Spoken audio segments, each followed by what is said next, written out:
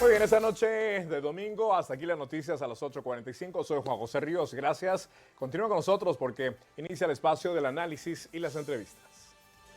Gracias, Juan José. Buenas noches. Bienvenidos al segmento de entrevistas de la entrevista. Los domingos, por lo general, solo tenemos una entrevista. De la entrevista de las 8:45 junto a Cristian Castillo, vamos a tener el gusto de conducir la misma. Buenas noches. Don Mariano, buenas noches. ¿Todo bien? Pues afortunadamente la Antigua llenísima de gente. Sí, no hay que olvidar que Cristian viene de la ciudad del pueblo, colonial. El pueblo no me deja, en mi pueblo estaba lleno de gente, rogándole a la gente que visita la Antigua, que disfruta del ambiente colonial, que su basura por favor la pongan en su lugar, porque ya la gente que llega a consumir ahora para llevar, pues estaba dejando por todos lados los desechos sólidos, así que a los antigüeños nos encanta nuestra ciudad limpia y en paz, lo agradeceremos para todos los que nos visiten. Bueno, vamos a replicar ese mensaje porque considero que sí es correcto. Bueno, la entrevista de hoy por la noche va a estar relacionada a esta situación alrededor del vicepresidente constitucional de la República, el licenciado César Guillermo Castillo Reyes. Como ustedes recordarán, a muchos, incluyéndome a mí, nos tomó por sorpresa que el viernes 31 de julio se diera a conocer la noticia que el Pleno, por mayoría de la Corte Suprema de Justicia,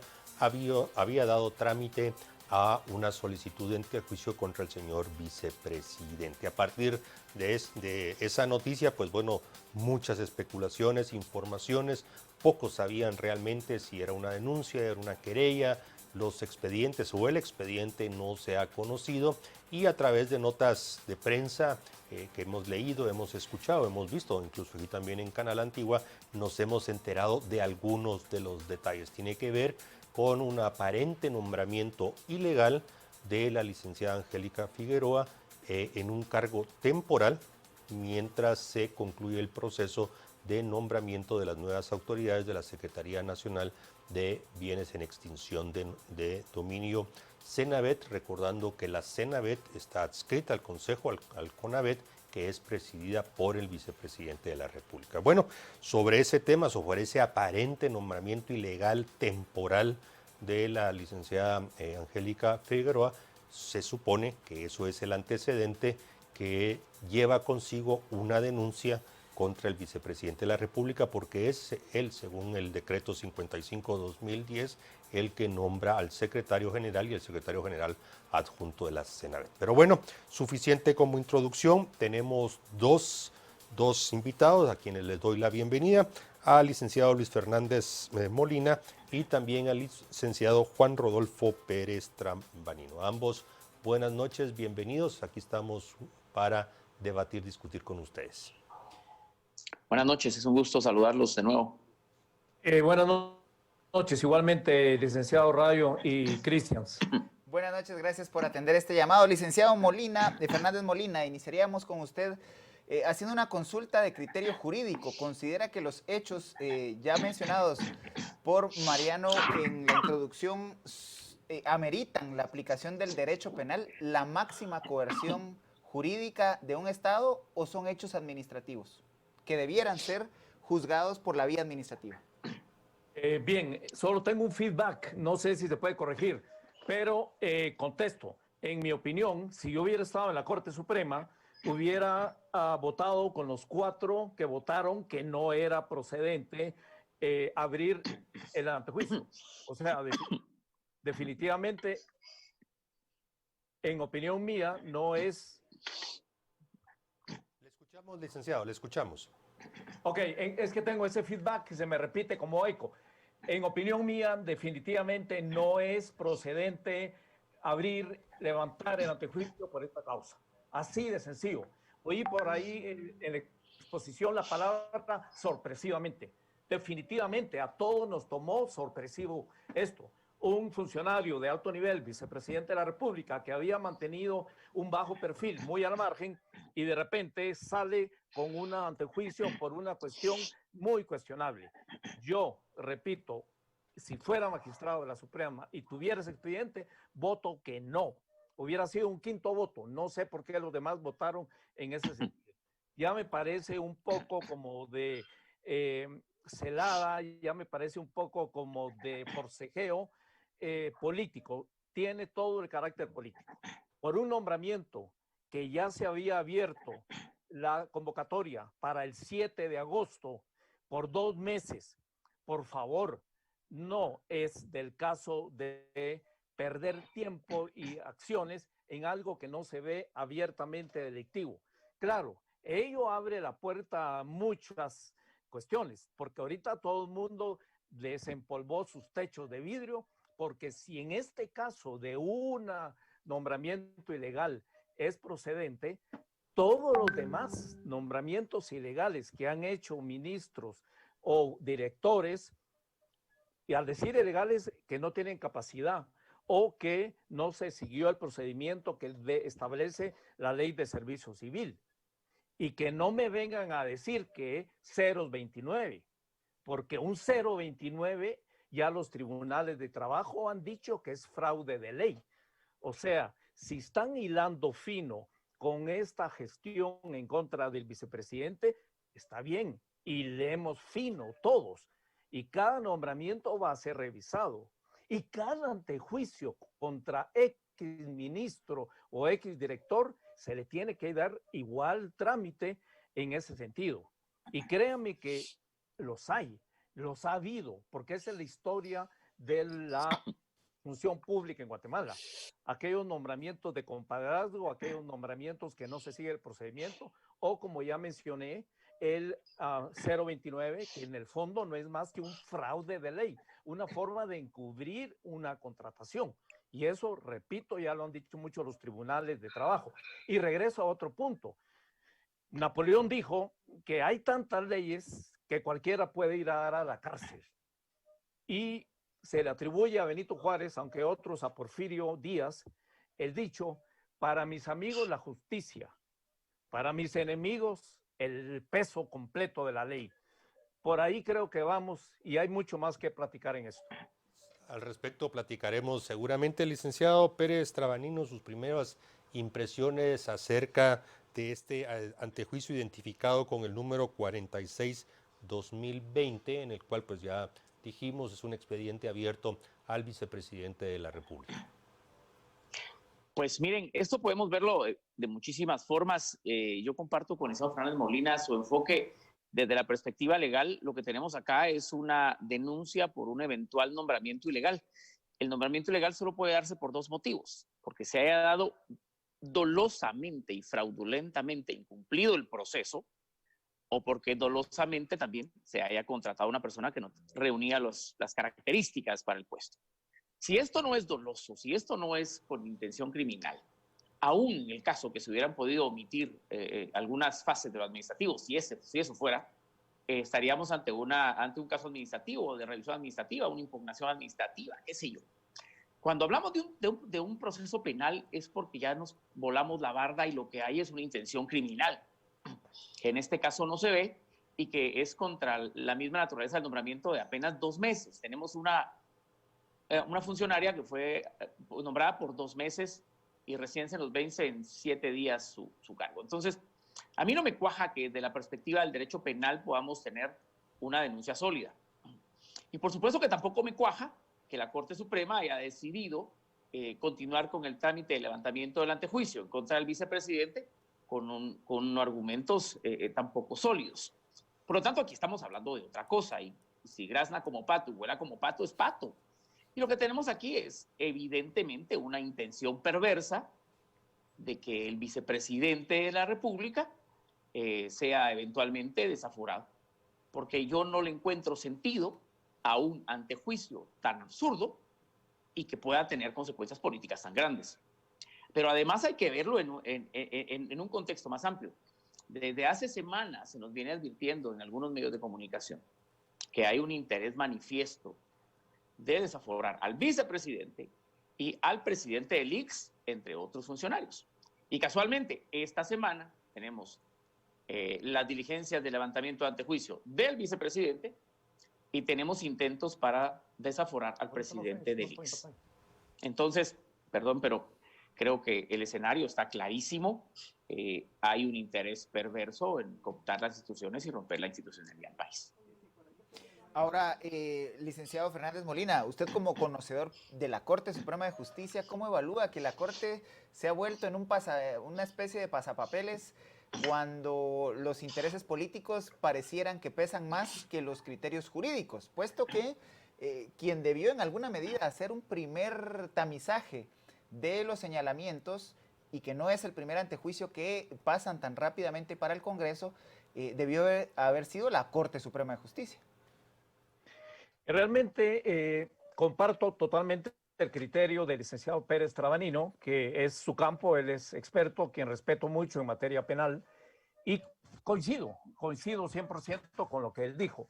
Llama la atención, y uso una palabra que él utilizó, perverso. Hay algo perverso aquí, porque la Corte, que ha sido muy lenta en tramitar infinidad de antejuicios, con más evidencia y con más trasfondo de dolo, no los pasa, o no los conoce, o los declara sin lugar. Y que claramente es muy somero, muy superficial, lo pasa de inmediato, sometiendo al presidente, al vicepresidente, a ese circo que es el Congreso de la República, por algún avieso interés. O sea, eso no me cabe ninguna duda.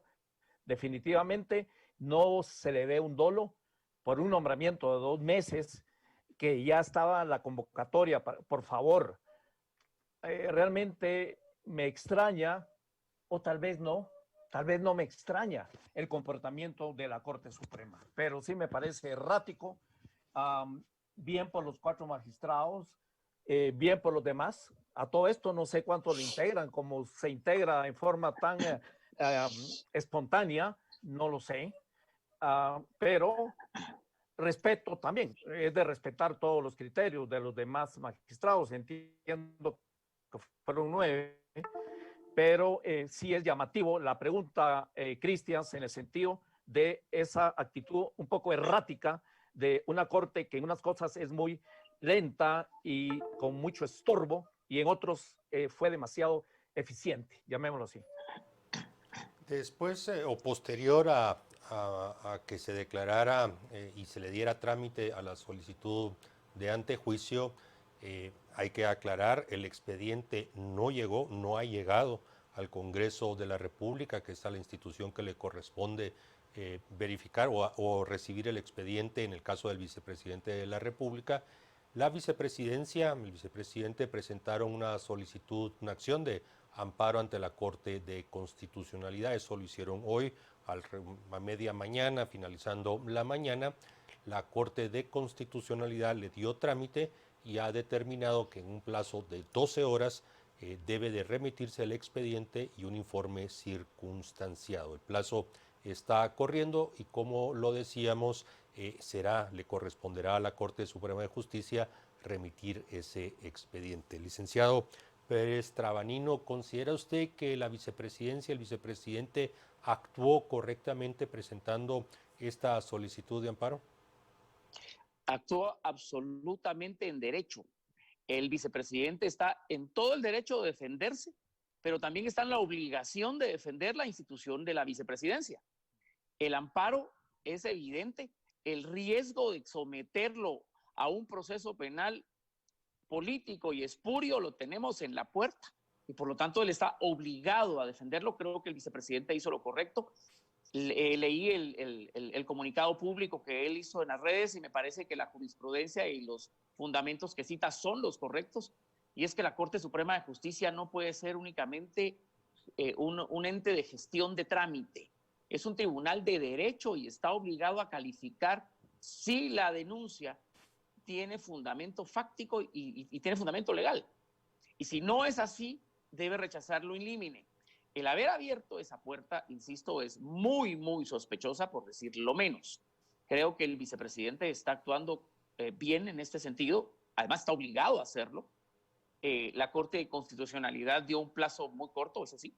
La Corte Suprema tendrá que correr, así como corrió para resolver un eventual retiro del antejuicio por parte del Congreso, pues ahora tendrá que correr para mandar el informe circunstanciado.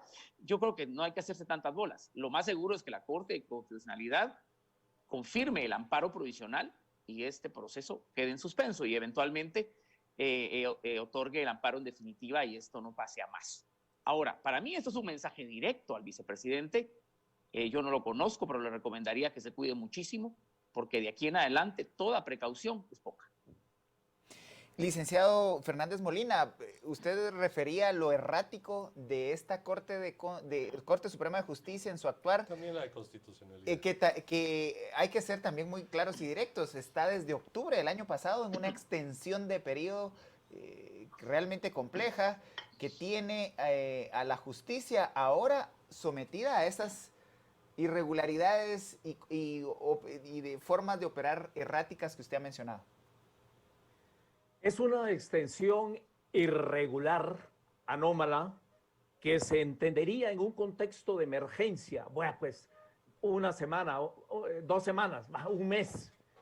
Pero llegando ya a principios de año y antes de la pandemia, yo de magistrado hubiera dicho un momento, ya en respeto a la institucionalidad, a la justicia, señores del Pleno de la Corte Suprema, fijemos un plazo, porque ya esto no es legal. Esto menoscaba completamente la institucionalidad. Y nosotros somos, antes que todo, en este puesto, juristas. O sea, ese llamado, yo no lo he visto de ningún magistrado de la Suprema.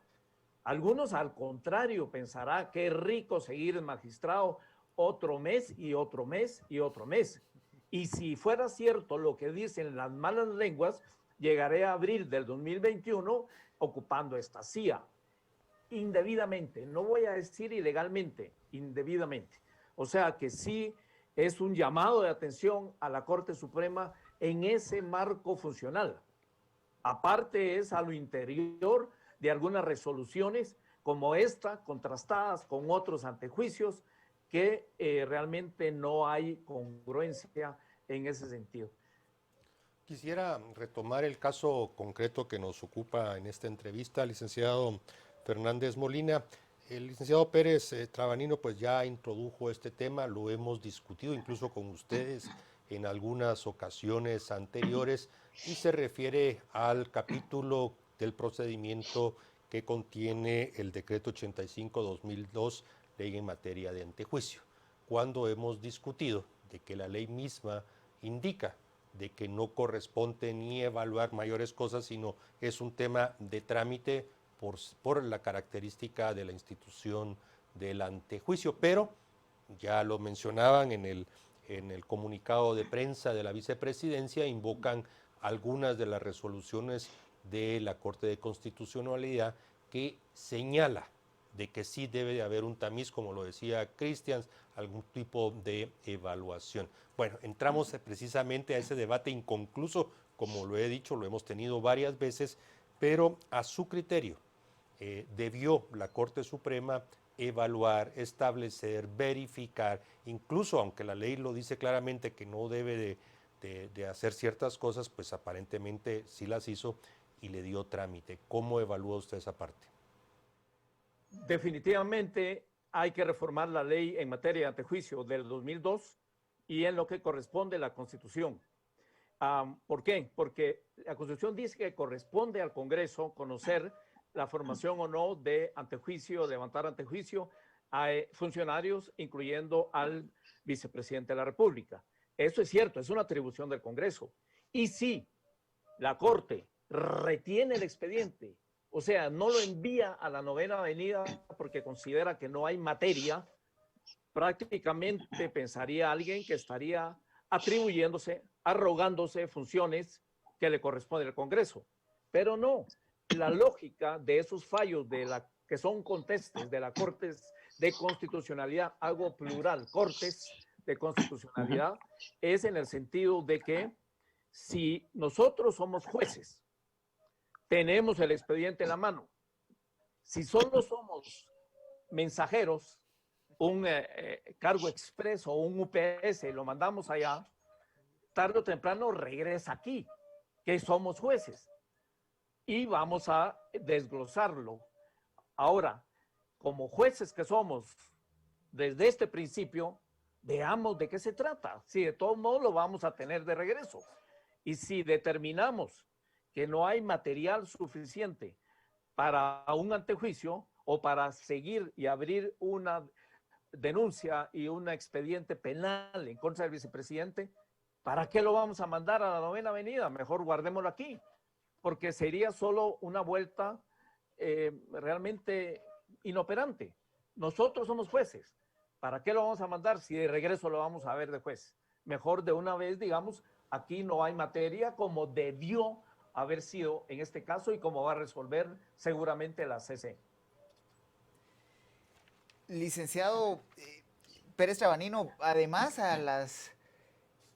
al comportamiento errático que ha sido mencionado por el licenciado Fernández Molina, se suma una serie de señalamientos internos de algunas magistradas que refieren precisamente que hay una correlación de fuerzas dentro de la Corte Suprema de Justicia que pareciera que opera más en función de correlaciones políticas que de criterios jurídicos. ¿Cómo percibe usted algunas de los señalamientos que han hecho magistradas que no han sido tomadas en cuenta para otro tipo de posicionamientos de la Corte Suprema de Justicia? Miren, yo no quisiera ser grotesco en lo que voy a decir, pero no puedo decirlo de reforma. Esta Corte Suprema fue electa en la cama de un hotel por Rosana Valdetti, Sinibaldi y Valdizón. Y nada bueno podía salir de ahí. Lo que hemos visto en la Corte es producto de esa elección. Y como no hemos cambiado el sistema de nominación y de nombramiento, es muy probable que si algún día eligen Cortes, van a hacer más o menos lo mismo. Si no queremos caer en esto, tenemos que tener una posición muy frontal en contra de elecciones a dedo, políticas y producto de negociaciones bajo la mesa. Eso es terrible. Definitivamente esta Corte Suprema ha dado muchísimo que hablar, porque sus resoluciones son de este tipo y están sirviendo de instrumento a poderes oscuros. Esto es una realidad que no podemos esconder, no importa si somos de derecha, de izquierda, de centro, como quieran. Esta es una evidencia que no puede ser vista de otra forma. Licenciado Pérez Trabanino, nuevamente, más en el caso específico, si uno repasa y lee el decreto 55-2010 como su correspondiente reglamento, ¿cuál considera usted que pudo haber sido la fuente de la denuncia? Usted la llamó denuncia, no sé si fue denuncia o querella, pero me apego a sus palabras, que es denuncia, que pudo haber incumplido el vicepresidente, ya sea en la ley, porque el artículo 38 de la ley, no menciona nada de este tema. Lo he dicho en muchas ocasiones, el reglamento es un pésimo reglamento, supera en mucho a veces lo que la ley manda, pero bueno, esa es otra discusión. ¿Qué artículos o qué párrafos del reglamento pudieron haber sido violentados por el vicepresidente de la República? Miren, solo pudo haber sido por dos razones. Porque se violó el procedimiento, ¿sí? Y yo no lo puedo describir en ese momento porque no tengo la ley en la mano ni el reglamento, o porque se nombró una persona no idónea, ¿sí? Ahora bien, eso para que sea un tema penal, tendría que evidenciar dolo, tendría que evidenciar intención de delinquir con algún interés superior, con algún interés, digamos. Algún motivo. Si no es así, y aún bajo el escenario que se hubieran podido omitir disposiciones administrativas, aún así estamos entonces ante un proceso administrativo, ante una impugnación, a una revisión. Es un nombramiento de 2 meses. Me cuesta mucho creer que la vicepresidencia no tenga una asesoría jurídica administrativa, es decir, expertos en derecho administrativo, un secretario general que fiscaliza este tipo de procedimientos. Por lo tanto, a mí se me hace muy, muy difícil entender una denuncia en un contexto así, salvo, por supuesto, que hayan evidentes razones que nos hagan entender que hubo dolo, que en verdad quería nombrarse a una persona que no reunía los cargos, violentando el proceso para delinquir, para hacer cualquier cuestión. La Secretaría de Extensión de Dominio, evidentemente, administra bienes multimillonarios. Pero si ese no es el caso, Si lo que se está diciendo es, miren, el procedimiento tuvo que haber sido, en vez de ser A, B y C, fue A, B y D. Un feedback horrible. Me parece absurdo un proceso penal. Creo que estamos cayendo en el mismo error que caímos en el año 2015 y que tanto peleamos, de utilizar el Código Penal para resolver los problemas de este país. Ya no podemos seguir penalizando la actividad pública, no podemos seguir penalizando el acto tributario, no podemos seguir penalizando la gestión política. Nos estamos comiendo la misma cola porque todo lo que se pasa en un funcionario público o en un acto mercantil o qué sé yo, tiene que ir al derecho penal y todo el mundo se quiere meter a la cárcel.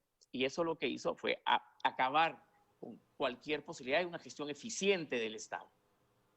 Lo cual se mantiene, licenciado Pérez Trabanino. Tenemos que hacer un breve corte comercial y después del mismo continuaremos discutiendo sobre este expediente, el 46-2020, que se refiere a una solicitud de antejuicio contra el señor vicepresidente constitucional de la República. Junto a Cristian Castillo los esperamos después del corte.